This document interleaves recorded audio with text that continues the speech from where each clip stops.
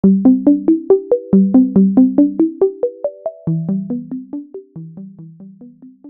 that and elderly parents, women are out of the workforce. About 33% more than men are out of the workforce. So we're also taught to play with dolls and nurture and not, you know, not climb any corporate ladder. Say to me, oh, my husband takes care of that. So the first thing to note is your lifestyle will be different. I know, what if my lifestyle's different? 4 divided by 2 is not 4. And women have an amazing capacity to rewrite their stories in general and, become greater. Welcome to the Just Separated podcast. Hi, I'm Karen Omand, a thanatologist, grief counselor, divorce strategist, and co-author of the Just Separated workbook. I draw on years of personal and professional experience to guide you through the challenges of your divorce. Together, with our expert guests, we'll equip you with the clarity, resilience, and tools to take charge and move forward with confidence. Follow Just Separated and join us as we explore the many different facets of divorce. Hi, welcome to the Just Separated podcast. I'm Karen, your host and co-founder of Divorce Workshop. In today's episode, we're going to be talking about your money story, and our guest expert is Marni Saifert. Marni is a certified financial planner with 30 years of experience helping people achieve financial abundance. Marni's expertise spans all aspects of financial planning, investment planning, retirement planning, credit planning, and budget and tax planning. But what makes Marni different? Marni's not just doesn't treat the symptoms of financial stress, she goes straight to the root cause. Your money story. Your money story is your unique set of beliefs, experiences, and narratives you've developed over time that shapes how you think, feel, and act around money. It influences how you earn, spend, save, and make financial decisions. Welcome, Marni, to the Just Separated podcast. Thank you. 31 years. 31 years. That bio, yeah. 31 years in the industry. Yeah. It's Wow. the only job I've ever had as a grown-up. But yes. And that's why you're the expert, right? Yep. But I remember seeing you on social media and I was like, wow, she's onto something. Because I said to you before, I had no idea that we carried such baggage when it comes to the money story, right? And so I'm thinking, because it's a divorce podcast, that for divorced people, it's even more intensified, or it's a new money story. Is that correct? I would say, so first of all, just on money story in general, it's a paradigm, which we all have paradigms on everything. We have paradigms, this is, as you said, a divorce podcast. So the men or the spouses we choose are based on paradigms, right? So we get what we believe, not what we know. Or some of us would not have chosen the spouses that we have chosen. So they're based on patterns or paradigms, groups of thoughts and beliefs. And so it's the same thing with money. So every single person has a money story. Some people have ones that are more healthy than others. That's it. Where the divorce becomes particularly interesting is that you could have had a perfectly fine money story growing up, but either or vice versa. I've seen people that their marriage changed their money story for the better. So it's not only one way. And then divorce, as you know, and we've talked about it together, decimates people mostly financially. And so it creates a brand new money story that is usually not empowering. Is that one of the reasons why you've gotten, I want to ask you too, what is the real reason that you got into this? Because I said, when I saw you like a year and a half ago, I said, you're onto something. So what made you decide to start talking about this? And well, I've been in the financial planning industry, as I said, for 31 years. And I'm a spiritual person. So I'm into, I've always, not always, but definitely somewhat, but definitely more in the last 3, 4 years, 5 years, been into more mindset stuff. But it was very apparent that people were controlled by what they believed and not by what they know, because you would see multi-millionaires, in rags. And it's not, wealth is personal. You don't have to want designer clothes.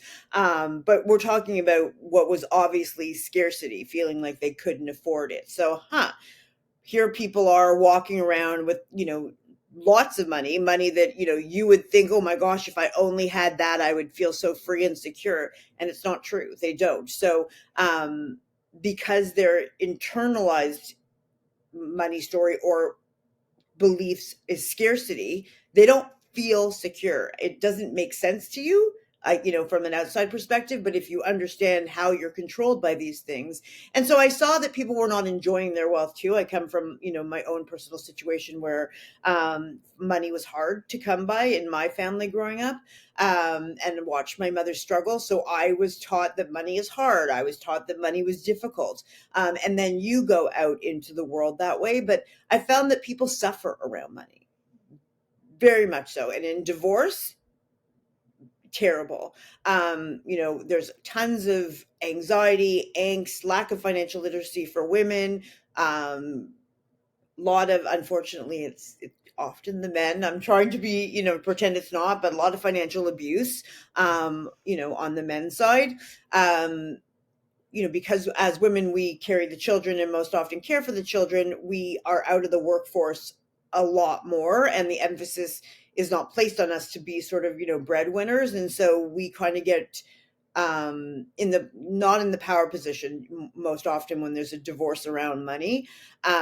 So it's very anxiety provoking. People do not want to lose their lifestyle. People do not, a lot of people have mixed that with a bad money story. And people are like, I see people that have $300,000 jobs that are like, I'm going to end up in a basement apartment. And I'm like, how?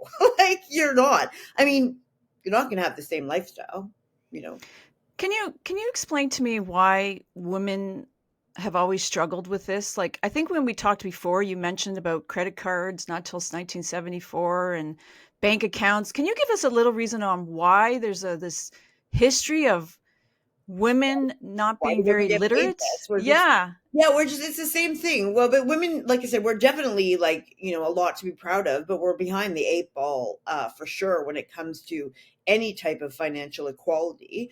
But, in traditional families of any sort in which, you go to have children, somebody's got to carry the kids, and someone's got to care for the kids. And so between that and elderly parents, women are out of the workforce. About 33% more than men are out of the workforce. So we don't have the same experience. We're also taught to play with dolls and nurture, and not, you know, not climb any corporate ladders. Now, that's not true, like, overall anymore. That's changing, but you really can't change the dynamic of, wanting to fight for more mat leave and at the same time wanting to be, so women often get around to their careers later, or they sacrifice, time with their kids and stuff like that. So I think it's always been that way. I think women have always been told, I see, we're in 2025, and, I often see women say to me, oh, my husband takes care of that.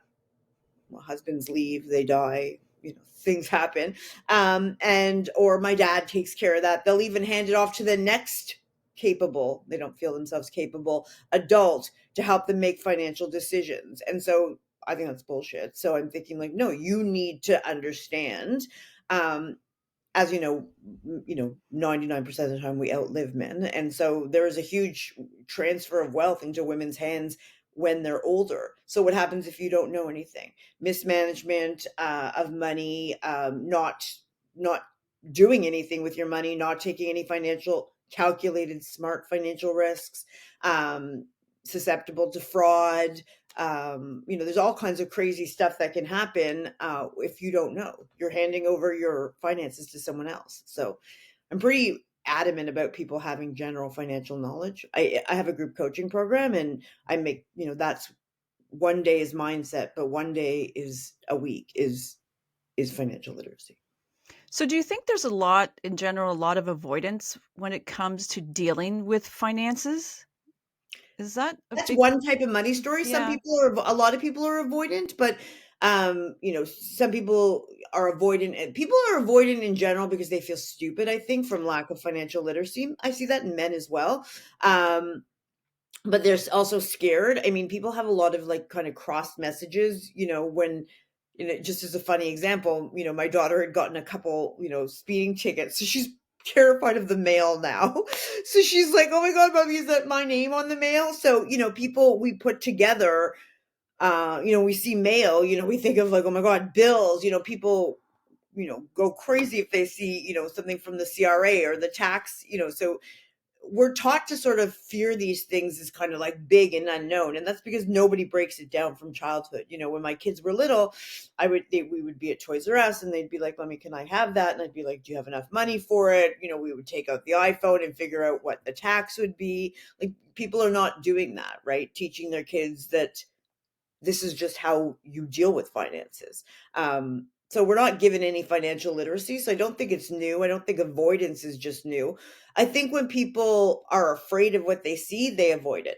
That's just across the board, regardless of whether or not it's money. So we also have a huge stigma around, things like debt and, social media kind of makes things a lot worse.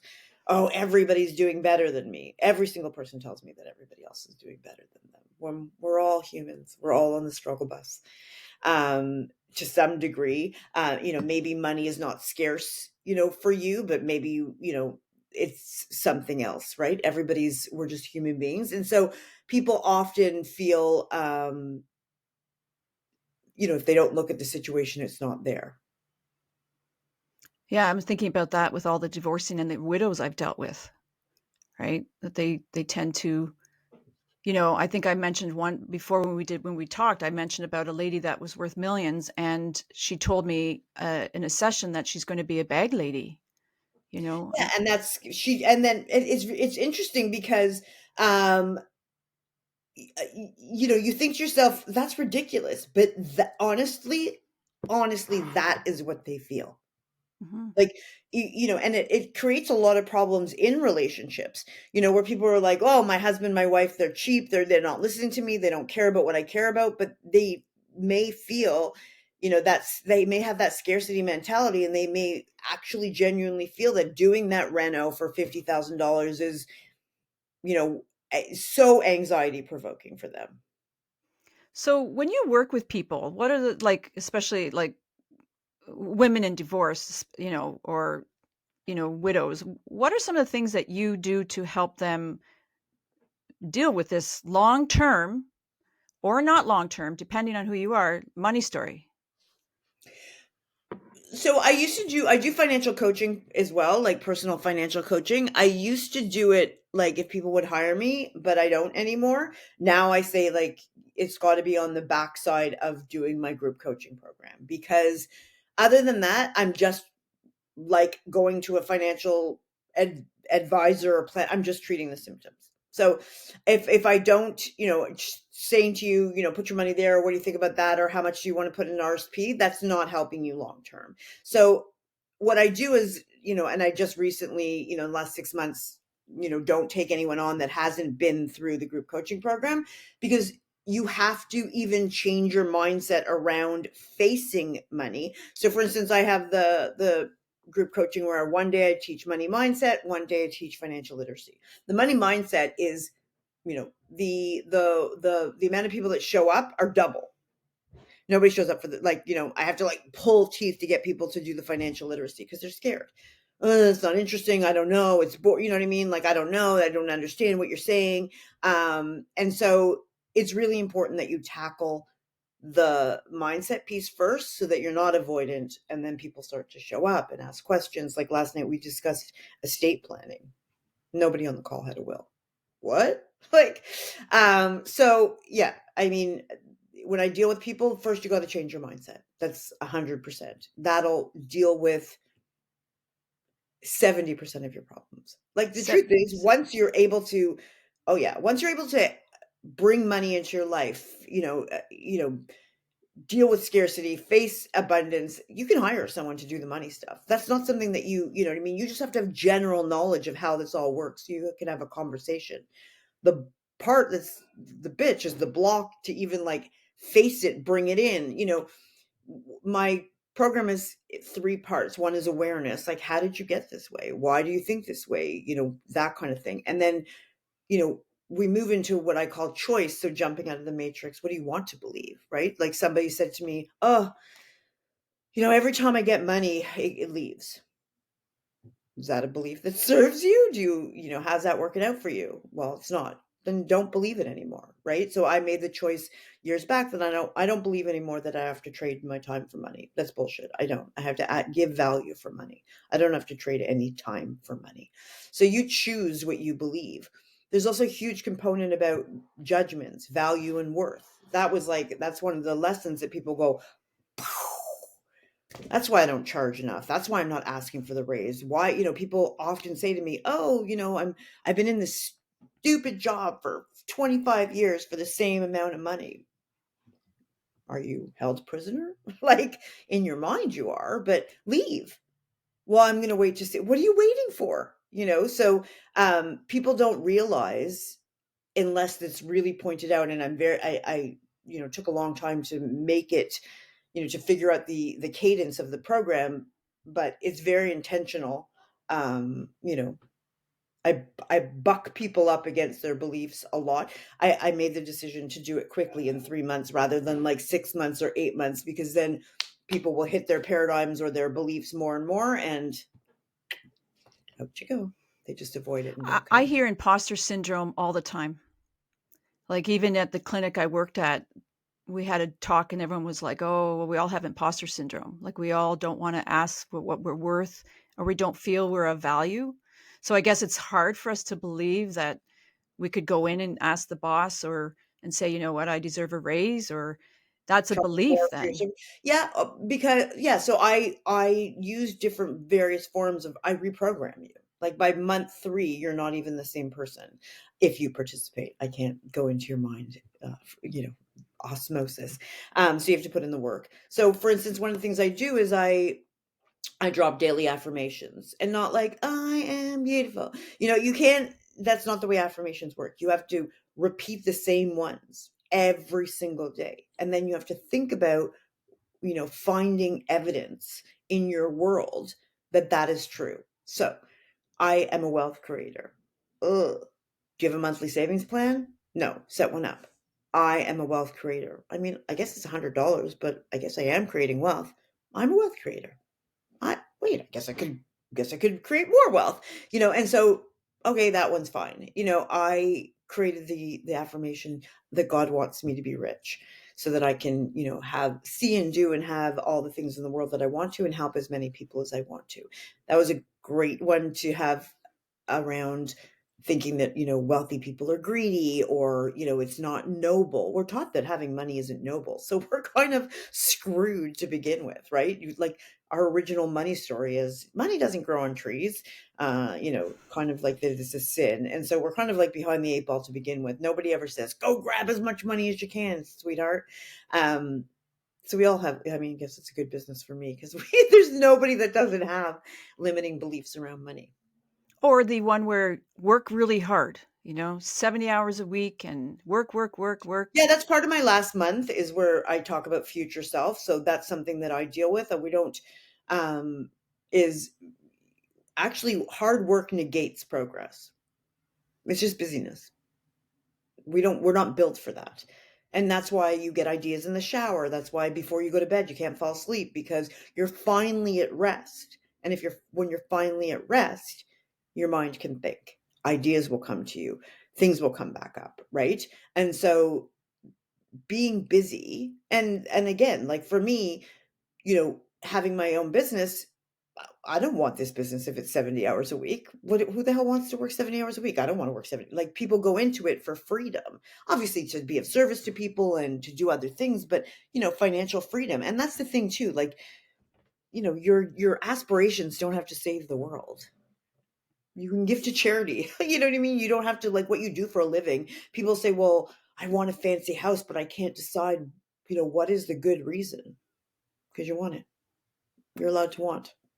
I think that's the key, what you just said. You're allowed to want. Like you're allowed to have this stuff or You're whatever allowed to you desire desire. it. Desire, Everything. yeah. There's nothing in the world that didn't begin with desire. I mean, there's the more spiritual part of me, right? So every day, every mindset day I have, we also end with a meditation. People cry, because Mhm. just tapping into future self, doing, forgiveness work, letting go of baggage, visualization, all that kind of stuff. Um, Yeah, you're allowed to desire. Desire is the beginning. The reason that we have cell phones is because somebody desired not to be, stuck to the wire on the wall. The reason we had cordless phones is because somebody desired to walk around. And then on top of that desire, somebody had, the will to act. So if you have divorcing women, which I'm sure you've dealt with many, and even Yep. men, I guess, um, Men are less it apt to ask for help from a woman. yeah, that's true. Even even for them though, like it's intensified whatever. It was for me, as you've said at the beginning of the podcast, your lifestyle is going to change. We know it's a death of relationship. We know there's a lot of grief there, and half some of the grief is the financial aspect. How do you work, like, just one thing or so, how do you work with a divorcing woman um to help her feel like not so scared or uncertain, because it's such a common thing that they're like, I'm ruined financially, even if they have a good job or not. Is Well, there any? yeah. Firstly, um, I've been through it. I'm a divorced mother. Um, so, I know, and I've been in the industry for a long time, dealt with, I mean, we attract who we are. So dealt with a lot of divorced women, hundreds and hundreds. So the first thing to note is your lifestyle will be different. I know, what if my lifestyle's different?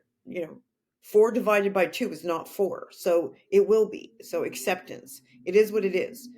You could be a multimillionaire in 2 years after that. Like what's in front of you has no limit whatsoever. So that's why I use future self concept, because we tend to believe that who we are or who we were or who is who we are going to be. And that is not the truth. So a lot of like hope, a lot of understanding that, all right, like it is what it is. Women don't leave because they don't know how they're going to get on financially. I had a call with somebody this week that has 4 kids and like barely will be able to scrape by, but what is your freedom worth? What is your mind, what is beginning again worth? And women have an amazing capacity to rewrite their stories in general and become greater. And so usually it's a death of a relationship. It's a death in general. I always say, divorce is a death. And so there's a grieving period, but like with every other type of adversary things that we come against, we come out stronger, right? And so what I do is I let them know, yeah, this is what it is. I'm a very, you can tell I'm a very blunt, very realistic person. And then, but what you're capable after that, is the sky's the limit. You're afraid because you've been told.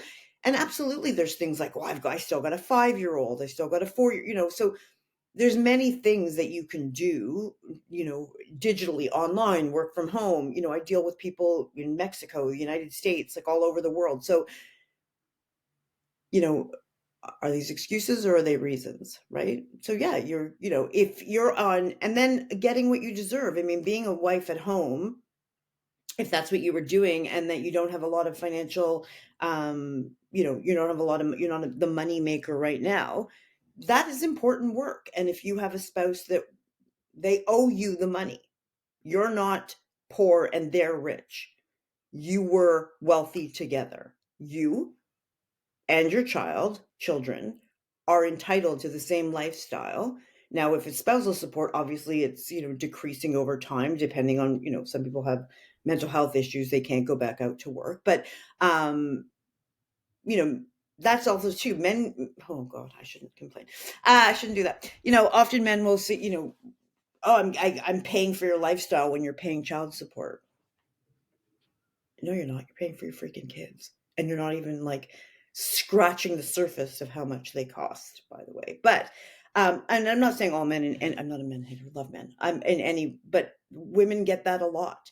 A lot of guilt, a lot of, begging for the money, men do not like to pay spousal support at all. They barely sometimes like to pay child support. And then they make the woman feel like that's something, I'm supporting your lifestyle. Yep. Going to the Riviera on that $550 with all 3 of your kids. But at the same time, so we feel like, but if that's what you're entitled to, because, I see people that have, spouses that were like doctors, lawyers, surgeons, women that have given up their own entire careers for somebody else's career and to be a good mom, and you're made to feel like a piece of shit for spousal support. No. Yeah, I think what you've spot on about there is that they need to know that, don't feel guilty about it, because, especially if you have an ex that's a bit of high conflict or abusive, right? So just, make sure that they feel like, no, this is not a gift, is what I've gotten to. It's a gift. This is not a gift. This is what you're rightly deserving because of everything you've done in this marriage, right? Yes. And so, I recently saw, I meant to stitch it and do a reel with it. Maybe I'll do it today, but I recently saw something that said, this is what I do to earn, as financially, I earn the money, I do this, and this is the men. And the woman is like, I take care of the kids, I breastfeed, I do whatever. And that's great. Except if she doesn't have her own empowerment in any way, shape, or form, none of her own money, and no financial literacy, she's screwed if something happens. And I'm not talking about him leaving or being unfaithful or doing anything that happens every single day. I'm talking about he dies, right? Which you don't have any control over. So it's also very important, another podcast, to have like really open conversations in couples. Money and sex are still the number one reasons that people kind of like divorce. And so, if you'd have less clients, but there'd be less people divorced for sure if people had open, honest conversations in their relationship about money, or they understood how money story or your paradigms around money come into effect. That's one of the largest times that people do divorce, you probably know, is at the beginning of a relationship when you have children, because there's all that like lack of intimacy, everybody's fighting over who's contributing more, financially and emotionally, and who's more tired. And, it's really a time that you got to have each other's back hard, um, and really appreciate what the other person is doing. But oftentimes, even after 20, 30 years, a woman ends up being told, you know what I mean? Like, you don't deserve spousal support. Yeah.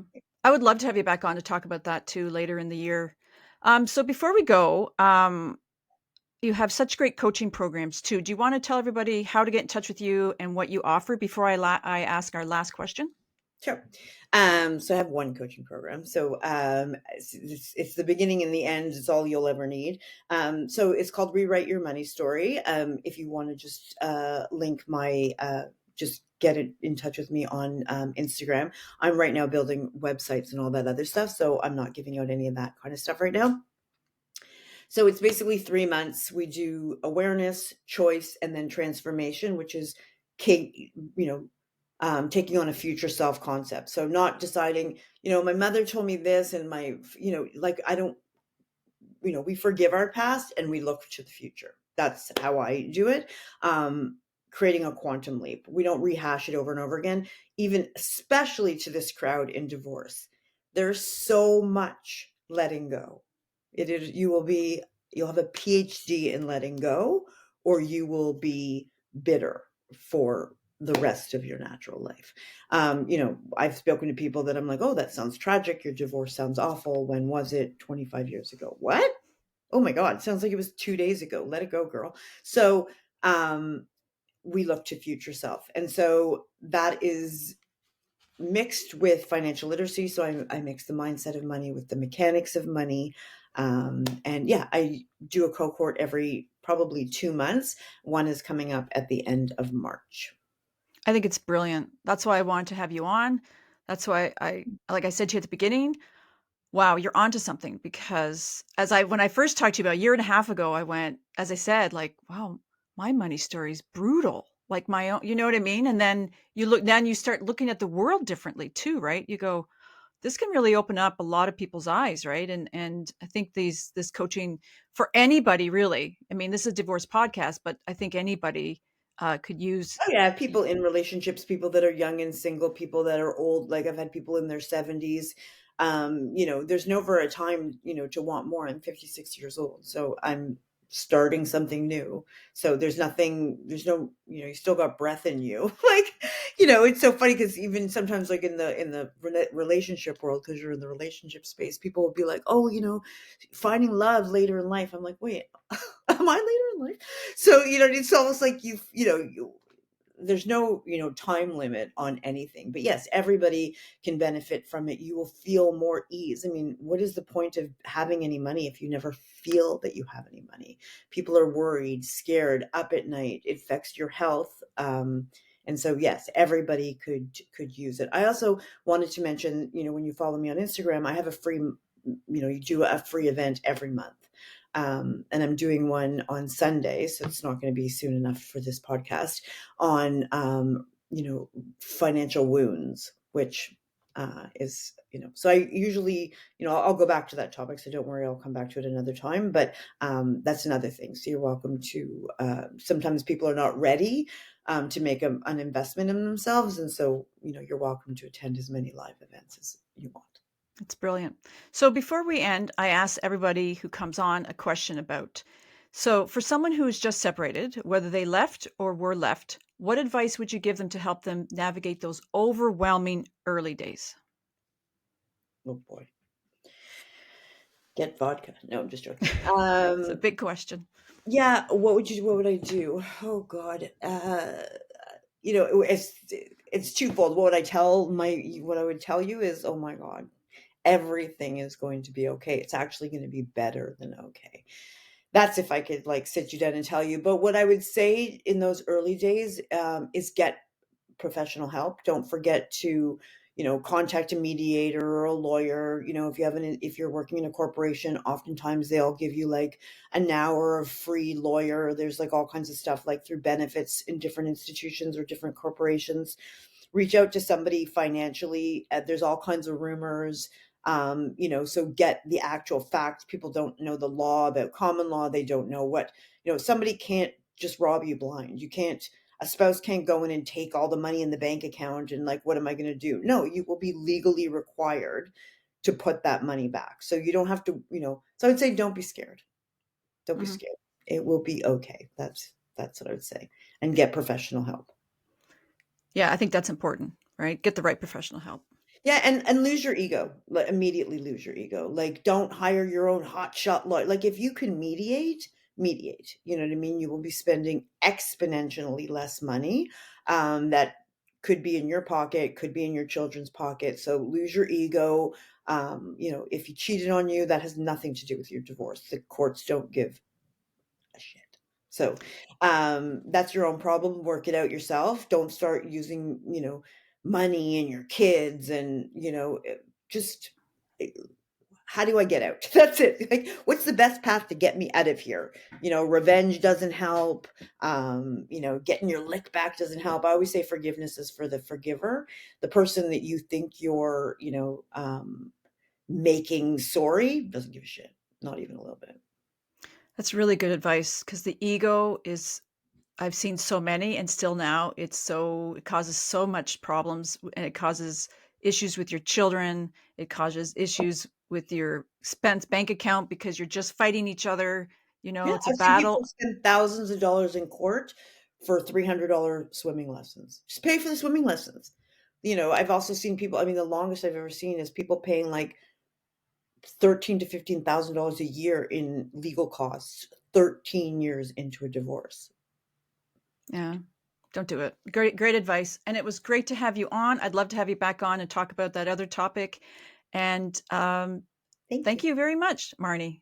All right. Have a great day. You too. Thank you for joining today's discussion with our divorce expert. Check out the show notes for more about our guest. If you're finding value in our podcast, follow us on Spotify, Apple Podcasts, and our YouTube channel at Divorce Workshop.